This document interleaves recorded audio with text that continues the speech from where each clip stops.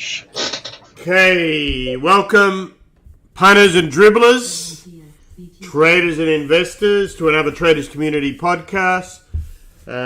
Started off this morning, all fear and gloom. We broke through those lows. In the last hour and a half, we saw a manic buying spree.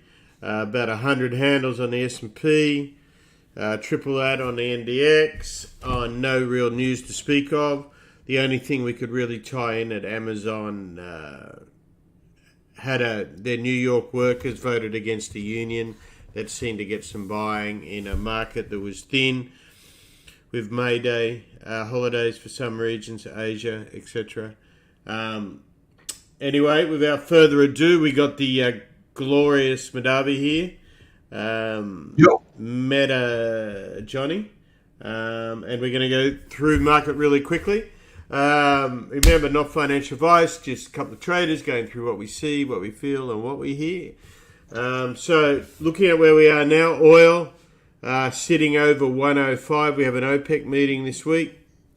Nasdaq sitting up near the high. Natural gas sitting up near the highs, 750. There is no energy inflation. Russell 1878. SPX 4152, NDX 13055, and Vol after being up. This is VOLX, which is roughly about 2.5 handles less than VIX, is down at 3850. That's about 3 handles off the high. The standout today was the 10-year, got over 3% for the first time since 2018. But the market chose to ignore that. You saw in that vicious bounce. So there's still, as Madavi's pointed out multiple times, these vicious bear market rallies.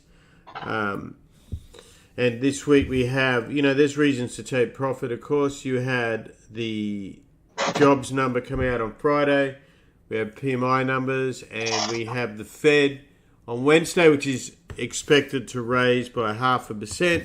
But when you look at the mess that's out there, the expectations of one following is going to be 3/4.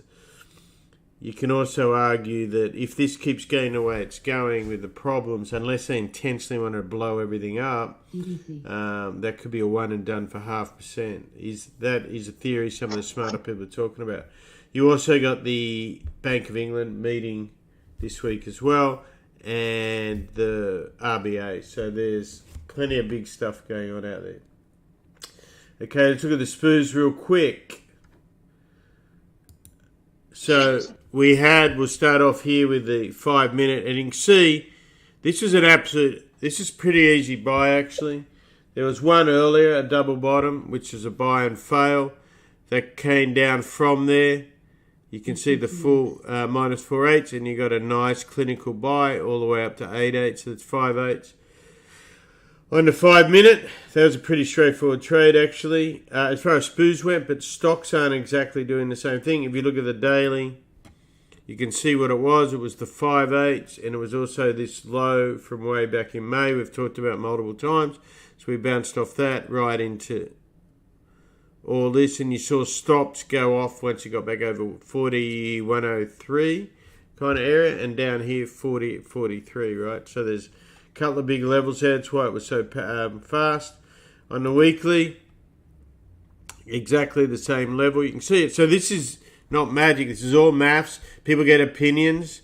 So back in my trading room at home, before, a while back, I just always had a sign when you shut the door, it says leaves your opinion at home. So it's a good idea as a trader, because sometimes when it gets all bared up and all bulled up, they're your best trades, right? Because remember, 85% at least lose money. And I'm not just talking about the dribblers. Okay, let's look at the Nasdaq real quick. And Madavi will walk us through that. Remember, that's been a hell of a trade. He shorted this up all the way up here on that failed double top. And that is now about 2,000 points down here. So you want to walk us through that, mate? Well, yeah. And, I've been trying to take a swing position on this. I knew there was going to be days like this, as they say. This morning, it was going back and forth and everything. And days like today, as I don't really do great trading because I end up on the wrong side of things usually, and I get hurt. But anyways, I'm staying short from a couple weeks ago, and I think these are short cover rallies. As much as they do rally, they do hurt. It's no fun being in them, but and I just hope I'm able to pick it without getting this thing getting too far ahead of me from now on. But I got a nice little lead. I'm going to try to protect as much as I can, and because I think there's too much storms ahead that I think will come right back. And you can just tell by these stocks, man. There's not a lot of confidence. People sell them fast. People are starting to trade with scared money. So let's keep the pressure on and see what happens. Well, one thing I notice is that typically the Nasdaq's bounces were more outsized than the SPOOs than what they normally are. Meaning, SPOOs bounces 50 or 80, say, it'll bounce 500. Today we had about 100 on the SPOOs, but we only had 300 on Nasdaq. Still a massive bounce, but not the 500 or 600. So you can see it run out of energy. And to mine, it was pretty well all Apple. I watch Apple, as you know. It pretty well ran everything, up and down. Tesla was another one that was down pretty decent. That actually finished up. And of course, when Apple goes and Tesla goes, that'll bring up soft and all the other ones. So a lot of the ones we noticed didn't bounce.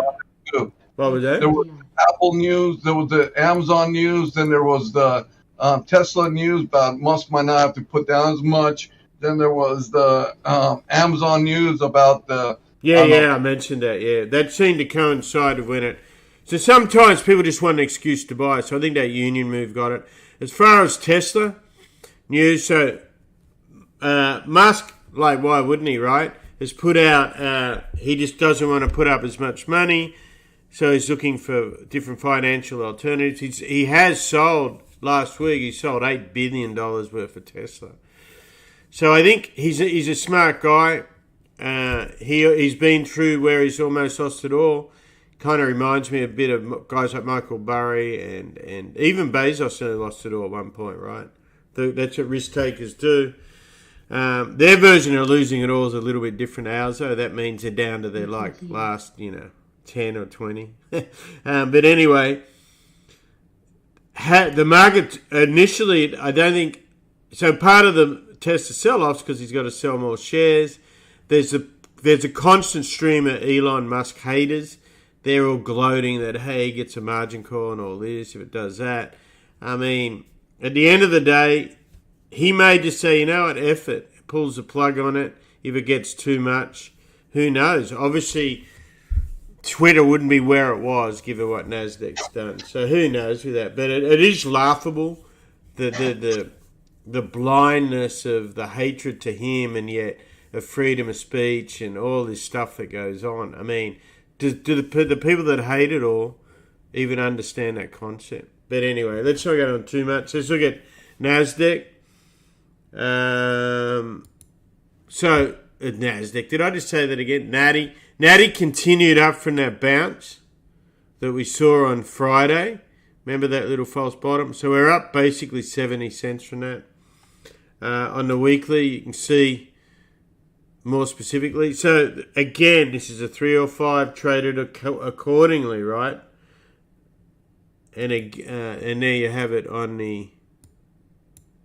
You can see what it's doing on the 5 minute. See these moves that happens? They're going right to machine levels. 8.8, right? Back to 6.8. Oil, remember you got OPEC.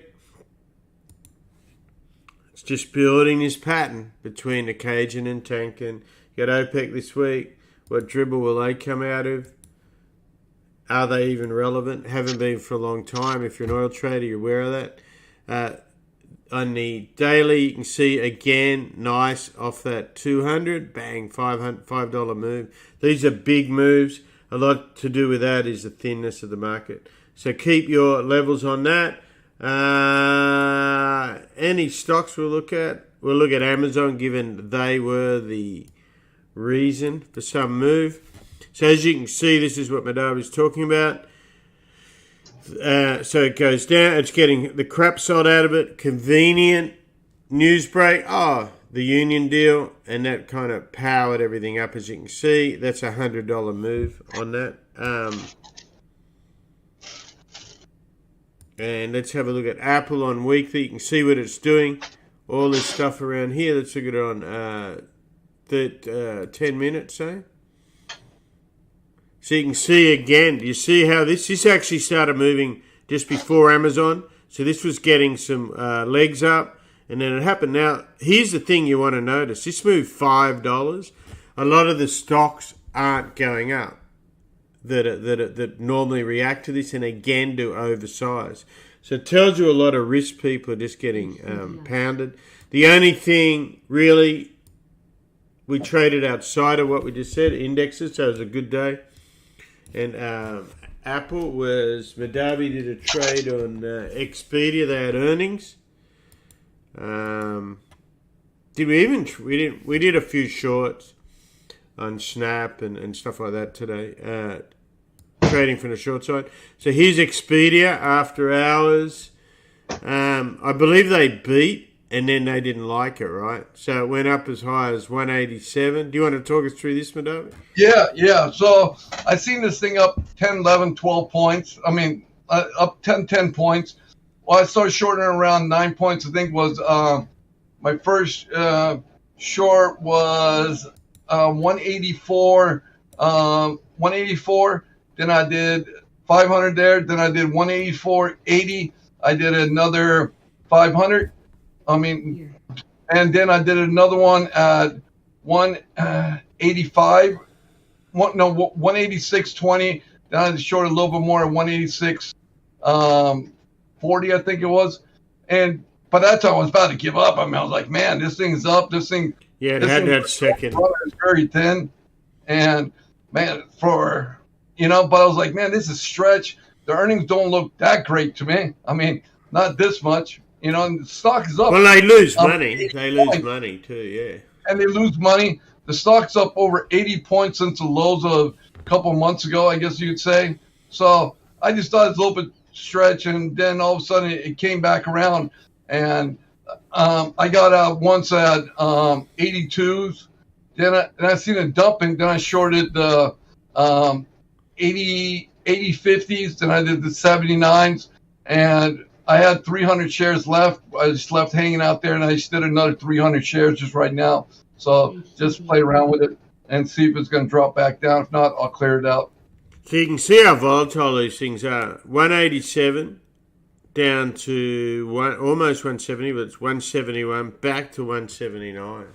So these are real hot potato stuff. And these are higher priced stocks versus the smaller ones, right? So that's how I didn't even look at Facebook today. I was hoping this thing would hit 170, but I guess not. It got close. So Facebook bounced with them as well today, but again, a little. You can see all this action, and this is machines. I showed you the S&P. Look where it was on Murray and all the other naval wave features. I mean, this is all maths. That's all I do. I have my opinions about certain things, but I don't get caught into it. And I don't trade this little thing. We're just looking at it. But Facebook went $10. I guess we should have traded it. TX ran a little bit too. Which one? TTX. Oh, was that little $2 one? It shorted at 220 to 190 or something? Yeah. So I didn't even touch any of that, the trash stocks today. Really. So it was a big futures move that I wanted to have 100% eyes on. Eyes up trading, remember? So that's about it. Nice and quick. It's a good thing. You should, if you're a trader, you should know your macro stuff, not from the dribblers, but what actually is going on. There's a good one about the US dollar hit its 20-year high last week. So go through all these where it's hitting the quarter. You got all your yen. Go through, read them. China, Aussie, Kiwi, the loonie, euro, pound, euro, pound. So that's, do yourself a favour, get a grip on what's going. That's money flow, what's going on. And there's a weekly on there. Where is it? So there, and that'll have everything that's going on. You got an editorial there, and you can see all the blood. It was the worst Nasdaq month in a long time in April. So yeah, all that good stuff there, what's coming on against all the markets. So that's about all from us. So remember to like and subscribe, share if you find it helpful. You got all the levels there. We don't want to spend too much time. You can see if you have Sierra charts. My suggestion would be to, if you want to follow what we're doing, get that functionality and understand how they all work together. Anything else, lads? No. The market should get pretty volatile. Like I said, these markets could come back right at you. So that's why it's very difficult to stay short. So margin properly. Yeah, and you got jobs and FOMC, two big outside, and other central banks this week. So expect the unexpected is the best way to sum it up. And don't expect certain stocks just to go with the market and vice versa, right? There's really a lot of broken markets. There's a lot of pain out there in multiple markets, energy, commodities, Forex. That's why I just showed that. Bonds, 3%, 10-year. I mean, if all this is very close and dangerous given how many people are in real estate, how many people are stretched. It's not an easy job for Powell, and I know everyone wants to blame him, but there might be a few other people that caused this situation, right? So without further ado, like, subscribe, and we will catch you later. Hope you enjoyed it. Bye now. Hope you find it helpful.